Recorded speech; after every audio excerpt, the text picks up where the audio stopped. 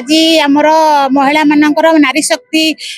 बंधन अधिनियम लागू हेउ बोली प्रधानमंत्री मोदी को आम बहुत बहुत धन्यवाद जनाऊँ। से नारी मानक आमर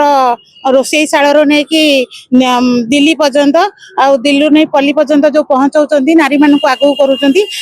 बहुत बहुत आमर नरेंद्र मोदी को बहुत बहुत धन्यवाद जनाऊँ। आज आज आम विशाल रैली महिला मानक नहीं एकजुट करके आज मोदी जी को महिला तरफ आम तरफ सारा विश्व छोट बड़ महिला तरफ बहुत बहुत धन्यवाद जनाऊँ। आगू आम मानकर खुशी लहरी लगी आगू आमर 29 लागू होगा जाऊँगी आमर महिला जो 30% होती तेणु बहुत बहुत धन्यवाद मोदी जी को धन्यवाद बहुत बहुत धन्यवाद अपराजिता षडंगी जेहेतु सी गोटे महिला सी भी आगू बढ़ुन प्रेरणा आम भी आगू बढ़ु 33% लागू होगा आम कहूँ मोदी जी को 33% लागू होगा आम दाबी रखीचु एससी एसटी समस्त को लेकिन 30% महिला लागू हम बोली मोदी जी कहते नहीं असेंबली प्राय देचु सेटा तो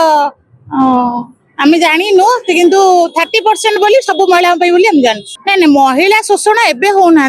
महिला शोषण केबेटारू होउचंदी वर्तमान आमे सेटा जोटा नारी को 30% दउचंदी आमे तो भाबुचो आगु को नारी के आउरी सुरक्षा रहिबे बोली ता पई भी आमे चेष्टा जारी रखुचो नारींगर आज सुरक्षा खराब नै आगुरु ही अछि तेनु एबे आमे आहुरी चेष्टा करचो नारी केमती भलो रहबा आ सुरक्षित रहबे बोली हमर सेते बेले जेते बेले थिला बीजेडी सरकार सेते बेले सेटा लुचा जाउथुला वर्तमान एबे लुचा जाउनी सेटा करा जाउची तेनु हमको एटा केमिति रोका हबो ता पई बहुत चेष्टा करूचो मोदी तरफ भी आम मोहन माझी तरफ भी नहीं सेमती आम किसी जानू पैसा किसी योजना आम से विषय में जानू कहीं 10-12 वर्षर कर्मी आम पैसा विषय योजना किसी जानू। जदि आपंक आम भिडी भल लगा तेब आम चैनल को लाइक शेयर और सब्सक्राइब करने को जमा भी भूलु नहीं।